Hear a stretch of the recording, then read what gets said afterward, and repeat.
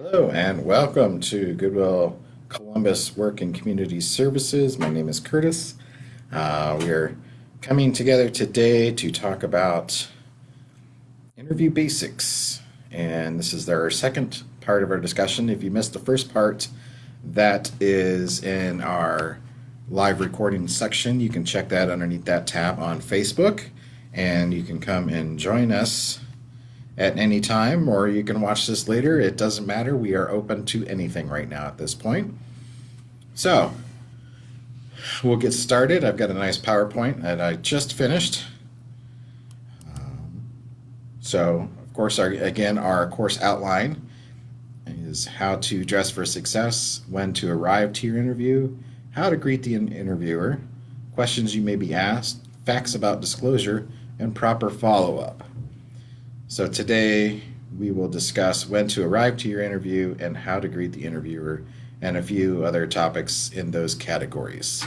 But first, let's do a quick review. Last week we discussed how to dress for success. So let's go over this a little bit. What should you wear to an interview? Here we go, just reviewing the women. We want, moderation in jewelry. You want conservative dress. It doesn't necessarily have to be a two-piece suit. It could be a nice blouse and a skirt. It could be slacks. But definitely, you definitely want your skirt to go down to your knees. No short booty shorts or anything like that. Hosiery and some dark shoes. You definitely, you don't want to wear a large necklace, bright colors or patterns that are distracting. Capris are very comfortable, but they are pretty casual, so you definitely don't want to wear those. And no open-toed shoes or sneakers. You kind of want to stay away from those. Men's attire, no earrings. Silk necktie with a conservative power or solid pattern or solid color.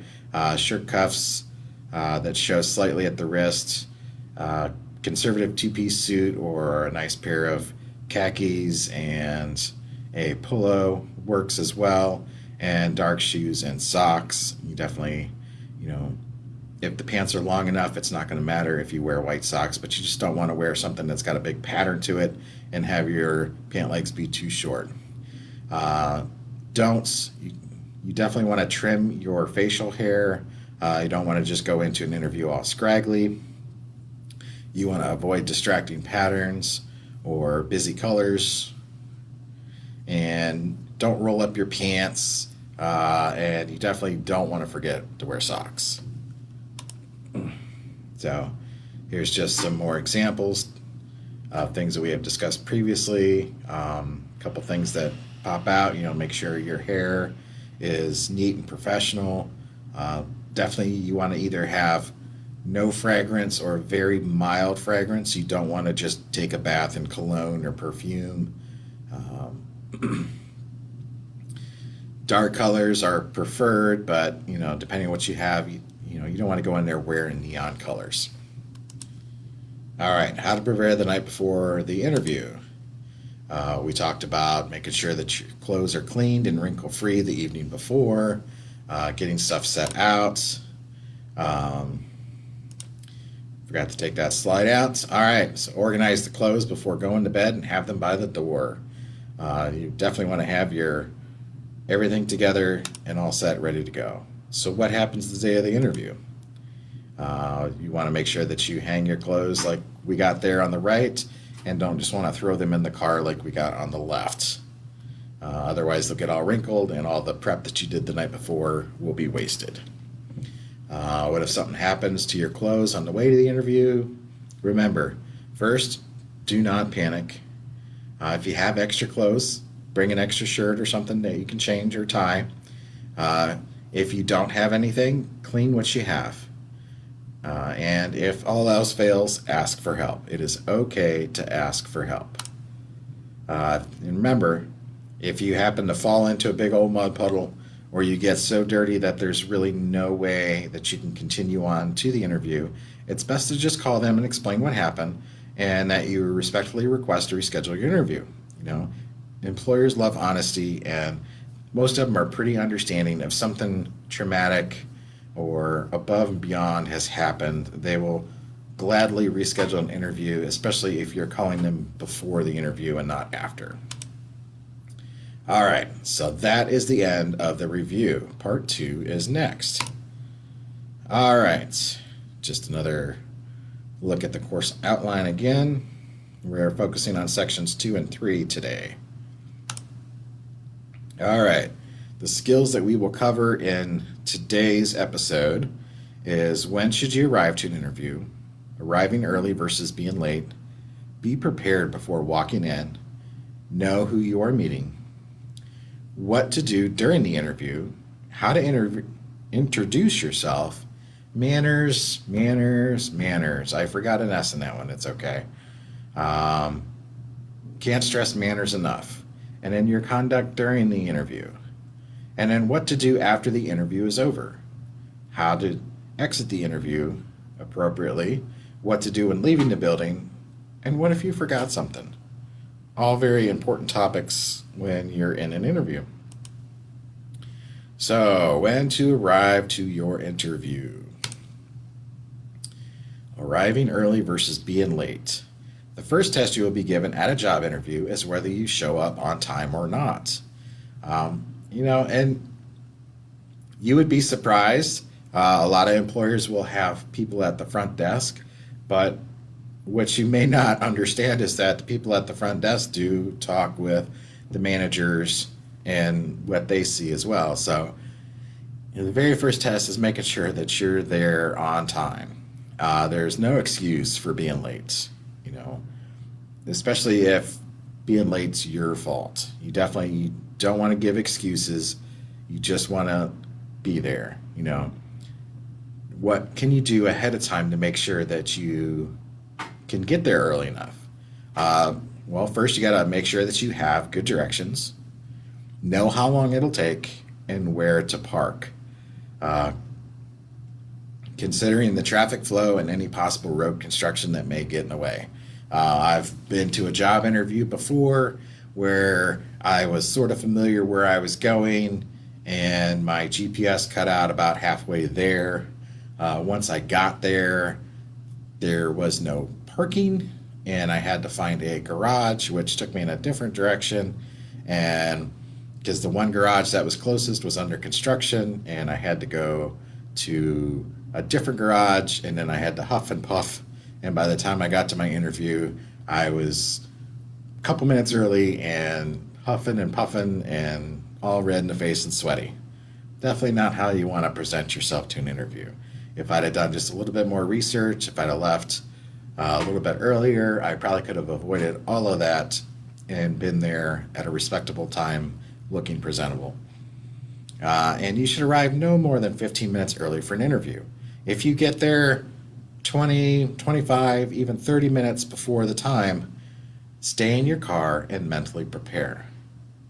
You definitely don't want to be the odd person who comes and sits an hour before your job interview, where the person at the front desk has to stare at you or feels that you're listening in on their conversation. Or you're going to be sitting there and you're just going to be wondering what you're going to do. And what happens if you're very busy, if you're a very busy person, working multiple jobs, or you had a late night the night before preparing, and you're sitting there for so long it's warm and you fall asleep.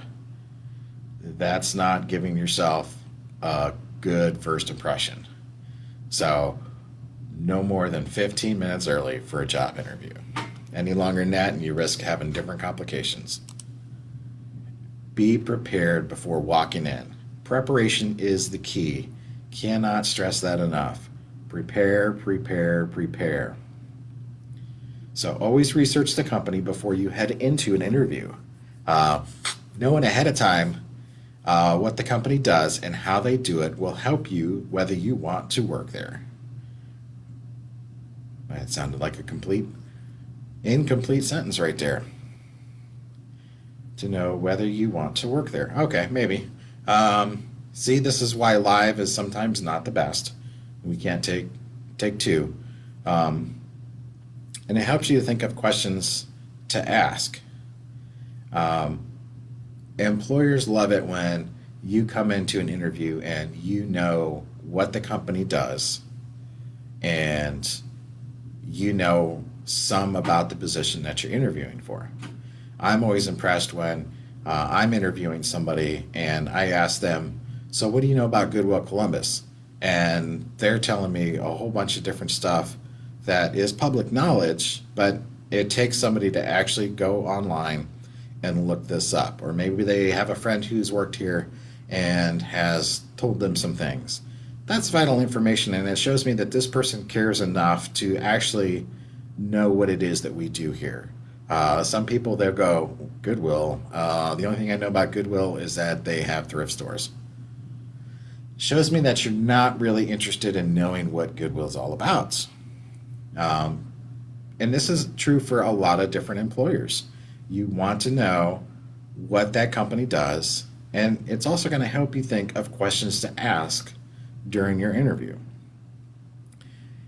You want to prepare stories to tell about yourself. Part of the interview is your ability to market your abilities and to illustrate the experiences that will make you a good candidate for the position. This takes practice. We're not all born salesmen, and it's really hard if you're a modest or humble type person to try to promote yourself for a position. But you got to be able to come up with easy ways to market yourself and what your skills are, and you want them to relate to how they could serve that company as well. So you definitely want to get this stuff prepared before walking in. And you want to gather your questions. Having a list of questions ready to ask a potential employer shows that you did your homework on the company and should be taken seriously.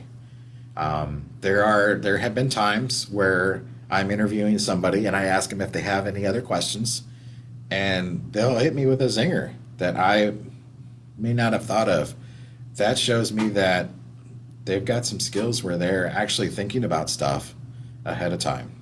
And it's okay to revert. If it's something that you have trouble memorizing, you don't have to memorize it. You can write a list, and it's okay to look at your list during the interview. You don't have to have all that stuff memorized. There is plenty of things that you have to keep your mind on, and remembering everything can be a little bit difficult. That's why we always try to stress, too, that when you go to an interview, yes, you may have filled out an application online, you may have submitted your resume and your cover letter online. Always bring extra copies of your resume and your cover letter to hand to the interviewer during the interview, but also to have one to yourself. And I'll tell you, it's very important to know exactly what it is you've put on your resume. You don't want the interviewer to be looking at it and ask you a question and you don't even remember that you had put that on your resume. So it's very important to have that stuff there handy. Know who you are meeting. Most times the interviewer will introduce themselves when they come out to get you for the interview. Most times. Other times you may have only communicated with them via email and may not know how to pronounce their name. Know whether they are male or female, or they may just send somebody completely different out to get you, and you don't know anything about it. And they could have a completely different name. It's very hard. I've been in multiple different situations across the board. I had been communicating via email with somebody with a name that I thought it was Bella or something to that effect, but it was actually pronounced Bila, and I didn't know. And I wasn't sure if it was male or female because you can't tell that stuff without pictures or hearing their voice on the phone. But, and I felt kind of embarrassed when I got there and I flubbed it up, but sometimes you have to roll with those punches.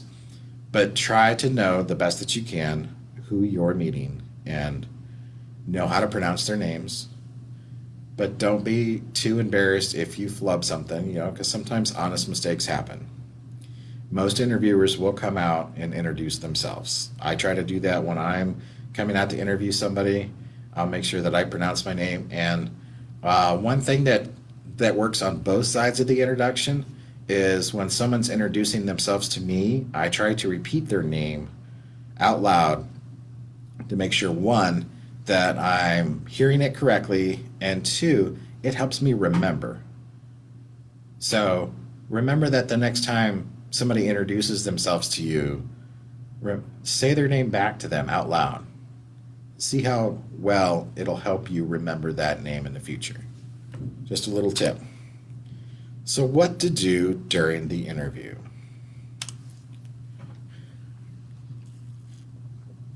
Well, first you want to know how to introduce yourself.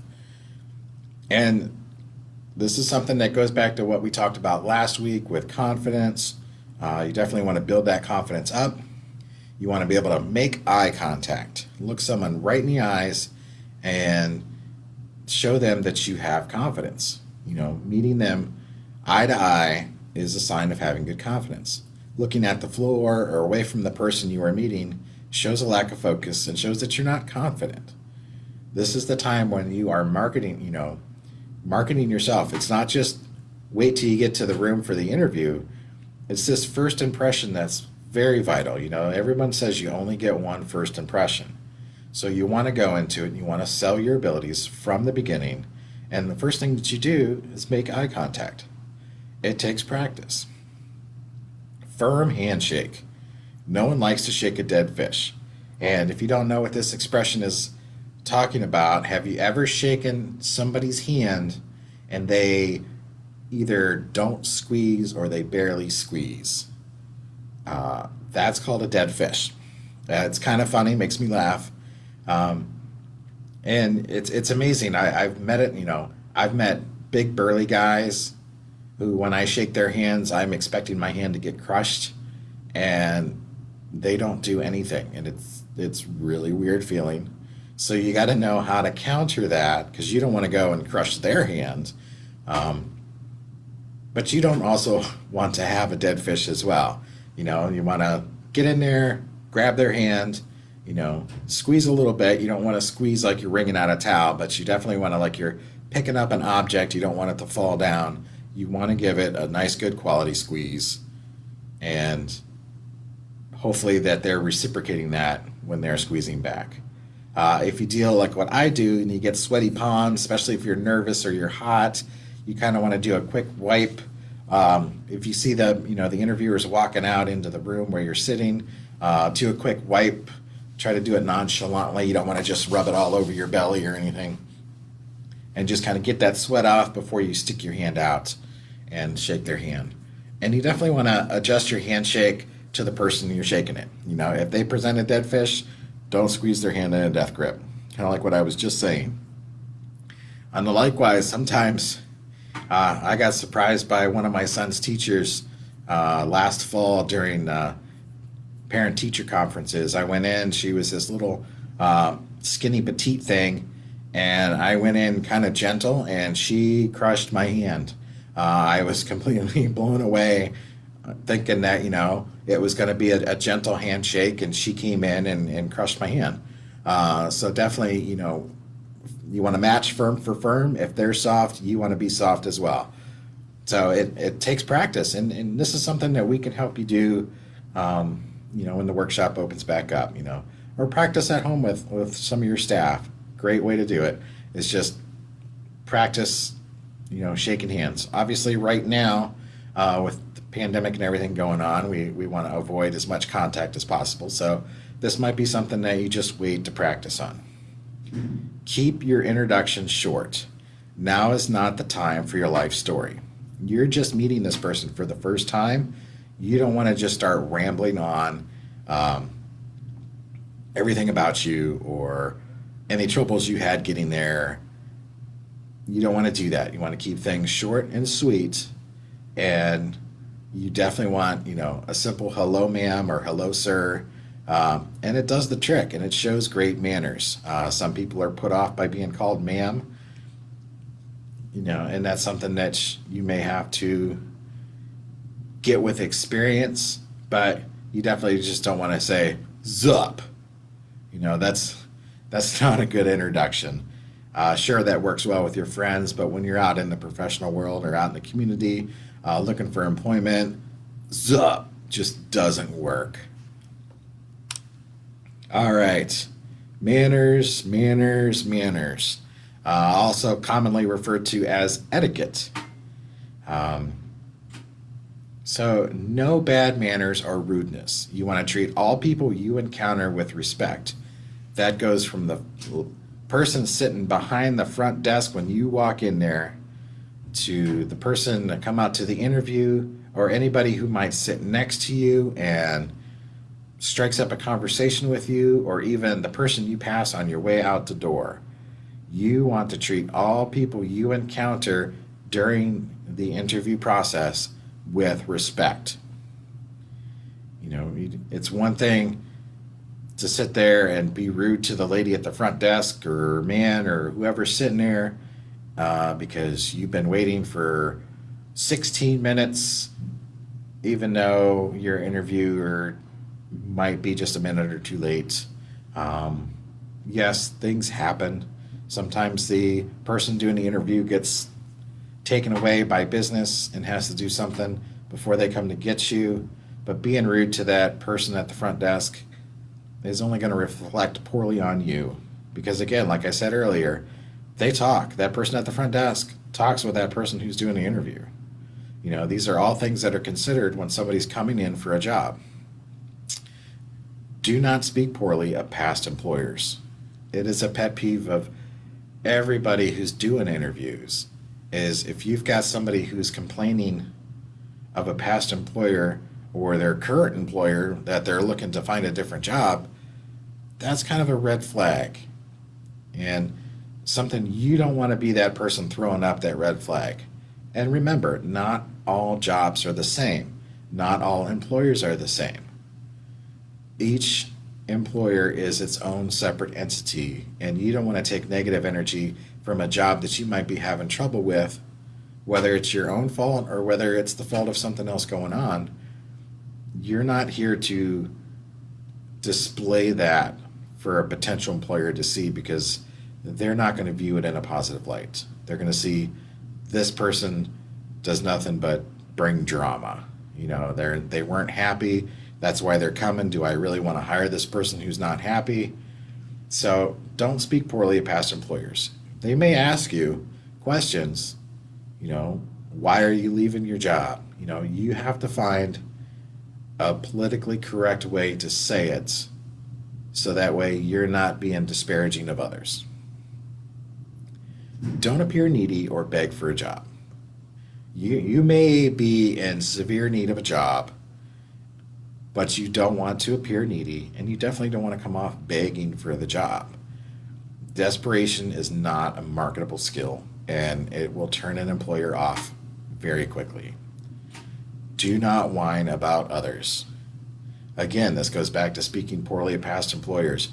You also don't want to whine about your former or current coworkers. How is that showing that you're a good team player if you're whining about working with other people? You know, a lot of employers will ask, how do you do working with people? Or how do you get along with your coworkers? Or what would your coworkers say are your strong skills? You got to find a way to answer those honestly and spin them in a good way. But then if you start whining about your coworkers, it's going to negate anything that you have put up there positively about yourself. And never, under any circumstances, should you flirt with the interviewer. It's just very unprofessional. And it's definitely not the place. A lot of workplace romances are discouraged. Employers don't want to see that kind of stuff. Plus, you should respect yourself enough to know that you don't have to do that kind of stuff to get a job. This goes for anybody. You should not have to try to flirt or feel the need to flirt to get a job. You know, if you're feeling that way, then that job's not for you. Or maybe there's something you need to rethink about why it is you need a job. Is there something else that you need to do? These are things to consider. But respect yourself. You know, you are worth so much And you don't need to promote your body like that or offer anything up like that to get a job. Do not be a know it all. Nobody likes somebody who walks into a room and acts like they knows it all, talks like they know it all, because as an employer, I'm going to think, well, if he knows it all, I'm not going to be able to teach him anything. I don't want this person here. There's times in my past, I had one interview many years ago where the employer called me smug. And that's still, many years later, God, we're talking 16 years later, still sticks with me that person thought I was smug when I felt I was being confident. So it makes you wonder, was your body language different? Could you have handled yourself a little bit differently? Were some of the answers you given made me feel like I was being a know-it-all? So you definitely want to be someone who presents yourself as being open to learn things. It's okay to be smart and educated and have experience that'll help you in a job, but you don't want to come off as that person who knows everything and is too strong-willed. A genuine sense of humor works better than forcing jokes. Nothing makes an interview more uncomfortable than cracking an inappropriate joke. It's completely different if the interviewer is saying something and it comes about naturally, but you don't want to go, you don't want to say something that's not PC, you don't want to say an inappropriate joke or anything. You definitely don't want to try to force something like, I wish I could think of an example off the top of my head. If they ask something and you go, well, I could do that if you know what I mean. That's kind of forcing something, and it could make an employer step back and say, no, thank you. And then one thing I have always been taught is you never discuss salary or benefits unless the interviewer brings it up first. And this is all going to be situation dependent. There's certain jobs out there where, you're going to want to ask about that kind of stuff. A lot of times when you're working in retail stores or in fast food stores, restaurants, the conversation for pay is usually a big one because, one, they're very competitive environments. And two, the pay is not always the best anyways. So that's usually a very good gauge of where you want to work, whether you want to accept a job offer or something. But a lot of times you kind of just want to sit back and let that come up naturally in conversation. If the employer brings it up, great. If not, then that's something that you can discuss once a job offer has been made. Conduct during the interview. So just a few quick funny things that I found while doing research and putting my slides together.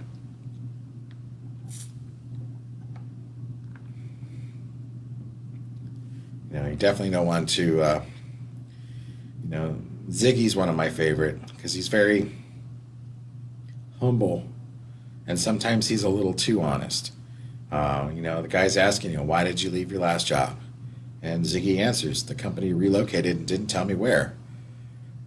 That might not be the best way to answer that question.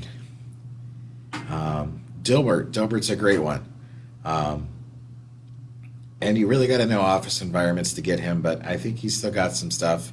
The interviewer is asking, he's impressed. The guy's got 3 master's degrees and a PhD. But then the interviewee says it's all very impressive and interesting, but he's got no common sense whatsoever. Well, you don't want to admit that you don't have common sense. That's something that an employer is going to hold back on. But obviously, he's showing that he doesn't have common sense because he brings that up in an interview. And then one of the most uncomfortable questions that everybody gets and nobody likes is, what's your greatest weakness? And, it's kind of an honest answer, coming up with a decent answer to the greatest weakness question. That's not what you want to say, but, there's ways around that. So just depends, just some different fun scenarios on conduct during the interview.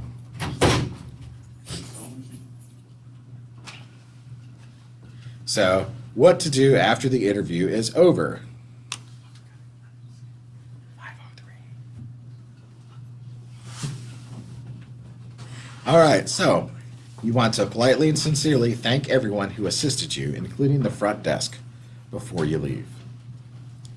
You don't want to become too informal in your post-interview interactions with the employer. You definitely, don't want to, slap them a high five or do anything like that. You still want to keep it formal, firm handshake or, polite handshake, yes sir, no ma'am, all that kind of manner stuff you want to do as well. And then you want to leave a copy of your resume and cover letter with the interviewer. Remember I told you, bring extra copies with you. Don't ask for them back, just leave them there, leave them with the person. You don't need them, you have them. What to do when leaving the building. You do want to just walk out in a nice, slow, professional manner. You don't just want to step out the front door and throw your hands up and the good old Rocky victory sign going, yes, I nailed it. Save your celebrations for when you get to your car. Just walk out, head up, shoulders back, with that same confidence that you walked in the building with, you want to walk out the building with. What if you forget something? It's going to happen. It happens to everybody. And that's kind of why I put this picture up there, is that, sometimes your brain's going, oh, you're in a job interview? I'll just forget everything for you. It's okay if that happens. It's okay to ask for a second to think about something. And it's okay to have lists of questions, or, you should have a copy of your resume right in front of you as well as a quick reference tool. Employers don't expect you to remember every single thing. They don't expect you to pull up, instant facts within seconds. Sometimes, depending on the job, you may need to have to think quickly on your feet to show critical thinking skills. Other times, employers would be more than happy to help train for those kinds of responses. But you definitely want to try to do as much as you can to help yourself out, to know as much as you can going in there, but have those cheat sheets available.